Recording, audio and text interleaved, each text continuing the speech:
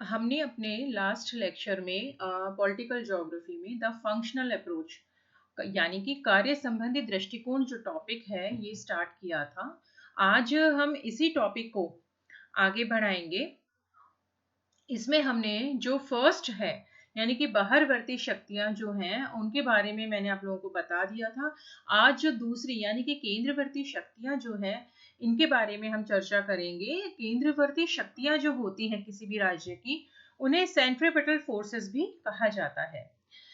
एक राज्य जो होता है उसमें अनेक ऐसे तथ्य कार्यरत रहते हैं जिनके कारण राज्य में एक रूपता के स्थान पर विविधता का विकास होता है। ठीक है। जिसके कारण प्रशासन जो है उसका कुशलता पूर्वक कार्य करने में बाधा उत्पन्न होती है। किंतु राज्य में केवल बाहरवर्ती शक्तियां ही कार्य नहीं करती अपितु अनेक केंद्रवर्ती शक्तियां भी कार्य करती हैं जो कि राज्य को एकता में बांधे रखती है। यानी कि जो बहिर्वर्ती शक्तियां होती है वो पृथकतावादी शक्तियां या पृथकताकारी शक्तियां कहलाती है। मैंने आपको लास्ट लेक्चर में बताया था। और वो क्या करती है कि एक राज्य में विविधता उत्पन्न करती है। ठीक है। लेकिन जो केंद्रवर्ती शक्तियां हैं या आंतरिक जो शक्तियां हैं सेंट्रीपिटल फोर्सेस जो है ये एक राज्य में एकता को स्थापित करती हैं, एकता को बनाए रखने वाली शक्तियां होती हैं। सबसे पहले केंद्रवर्ती शक्ति जो है उसमें प्रमुख है राज्य का विचार यानी कि स्टेट आइडिया। यह जो है राज्य का विचार स्टेट आइडिया ये प्रत्येक राज्य के अस्तित्व का कारण होता है। और रेडजेल ने इस राज्य की व्याख्या क्षेत्र एक मानव समूह तथा विशिष्ट विचार के पोषक के रूप में की थी। उन्होंने यह व्यक्त किया था कि वे राज्य ही शक्तिशाली होते हैं जहां पर राज्य के राजनीतिक विचार संपूर्ण राज्य में व्याप्त होते हैं। ठीक है। राज्य की राजनीतिक अवधारणा उसके अस्तित्व में निहित आधारभूत तत्व किसी भी राज्य के राजनीतिक भूगोल के अध्ययन का सबसे महत्वपूर्ण तत्व है। यानी कि राज्य का जो विचार है वो एक विशिष्ट विचार है और रेडजेल ने इसके बारे में बताया और उन्होंने ये बताया कि एक मानव समूह जो है वो एक विशिष्ट विचार का पोषक होता है। ठीक है। जो राज्य विचार है और इसमें व्यक्त किया जाता है कि वे ही राज्य शक्तिशाली होते हैं जहां पर राज्य संपूर्ण राज्य के अंतर्गत जो राजनीतिक विचार होते हैं वो एक समान होते हैं। ठीक है। और राज्य की राजनीतिक अवधारणा उसके अस्तित्व में निहित आधारभूत तत्व किसी भी राज्य के राजनीतिक भूगोल के अध्ययन का महत्वपूर्ण तत्व है। ऐसे राज्य जिनमें राज्य की राजनीतिक अवधारणा देश के संपूर्ण भौगोलिक क्षेत्र में समान रूप से व्याप्त होती है वे सर्वाधिक स्थायी होते हैं। यानी कि वे राज्य ही शक्तिशाली होते हैं, स्थायी होते हैं जहां पर एक समान राजनीतिक विचार जो है वो संपूर्ण राज्य में व्याप्त होते हैं। जब तक राज्य का विचार प्रभावशाली होता है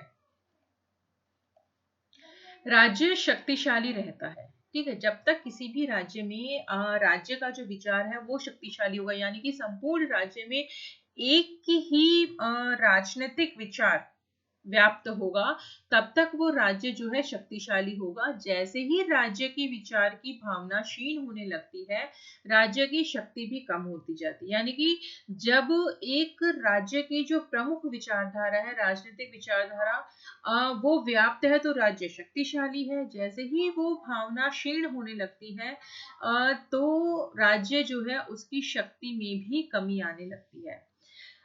अपितु अनेक बार राज्य में आंतरिक जो कलह होते हैं कलेश होते हैं उनका भी प्रारंभ हो जाता है। हार्टशॉ ने बताया है कि those states are strongest in which the political idea of the state fills the entire body of the state extends to all its part। वही बात जो मैं आप लोगों को भी बता रही थी कि जब एक ही विचार पूरे राज्य में व्याप्त होता है एक ही समान राजनीतिक विचार तो वो राज्य जो होते हैं शक्तिशाली होते हैं। राज्य विचार के अध्ययन हेतु प्रदेश की ऐतिहासिक पृष्ठभूमि का अध्ययन जो है वो आवश्यक है। अब दूसरी जो केंद्रवर्ती शक्ति से संबंधित बात है वो है राष्ट्र परिकल्पना, द कंसेप्ट ऑफ नेशन।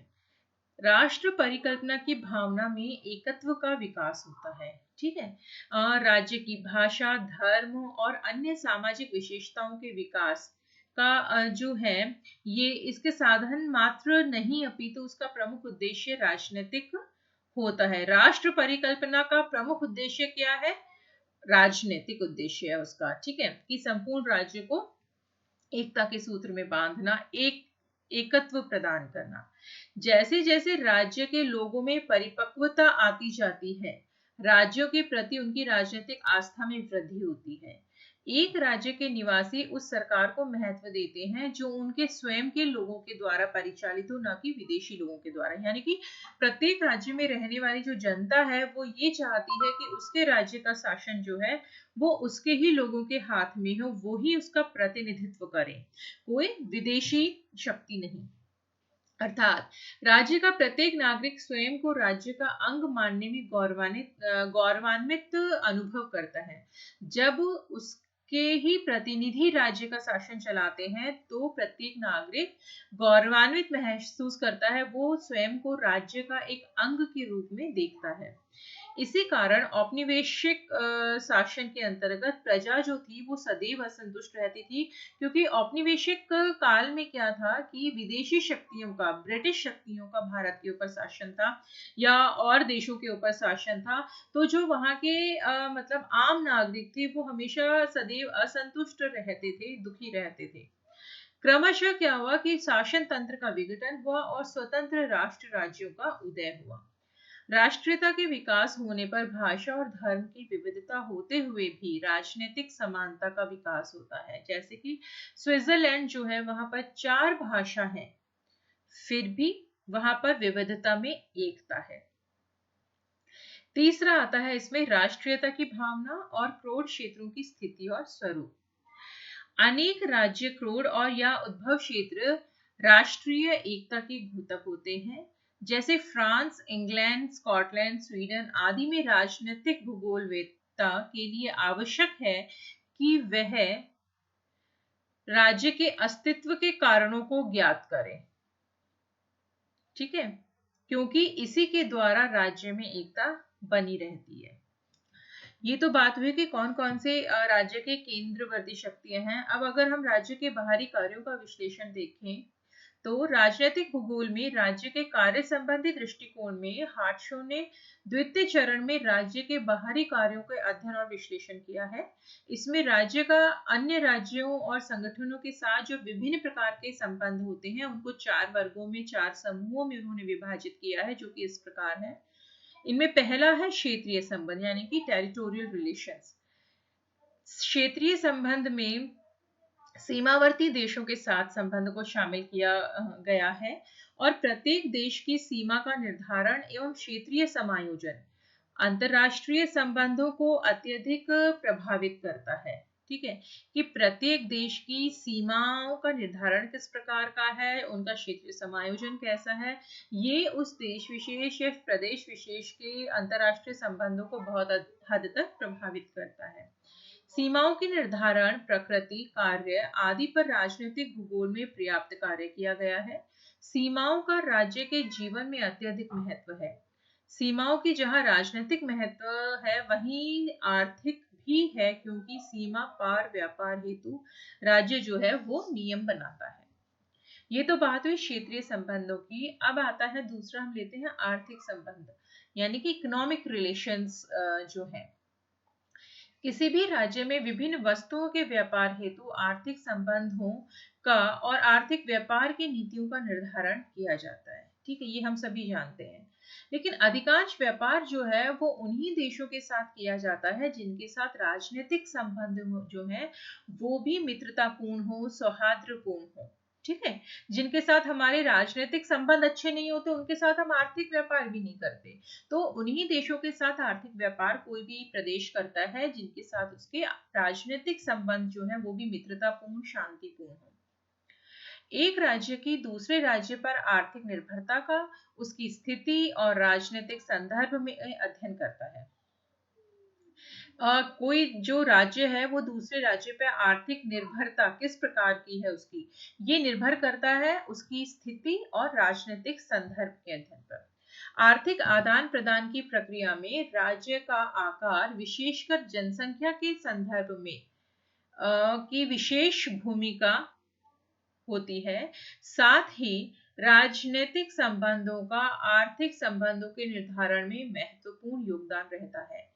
एक देश के दूसरे देश के साथ राजनीतिक संबंध विच्छेद होते ही उसके आर्थिक संबंध या व्यापार जो है वो भी समाप्त हो जाते हैं। इस प्रकार जो आर्थिक संबंध है किसी भी देश के साथ, वो बहुत हद तक उस देश के साथ राजनीतिक संबंधों को प्रभावित और नियंत्रित करता है। तीसरे आते हैं राजनीतिक संबंध के पॉलिटिकल रिलेशंस।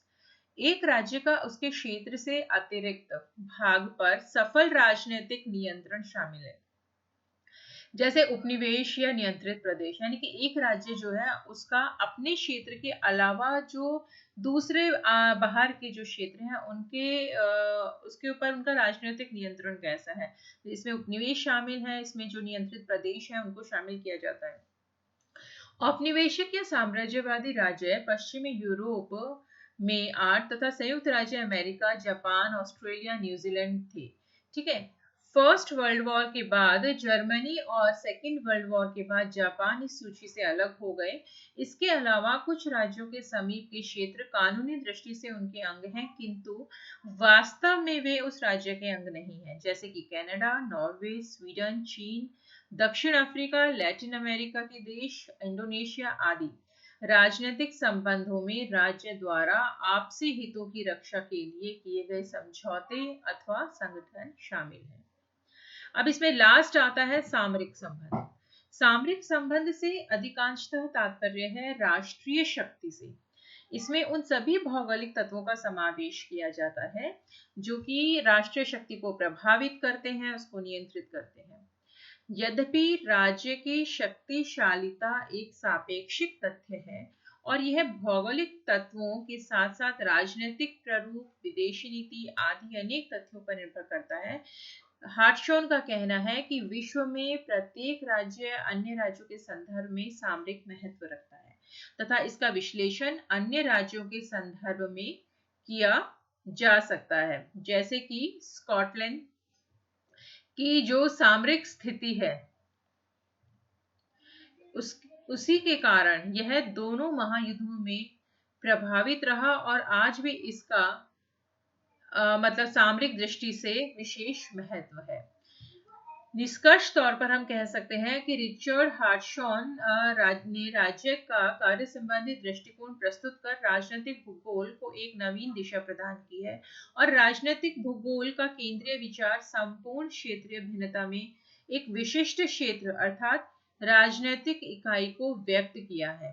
राज्य की महत्ता क्षेत्र इकाई के रूप में न होकर उसके कार्यों की है जो वह क्षेत्रीय इकाई के रूप में संपन्न करता है।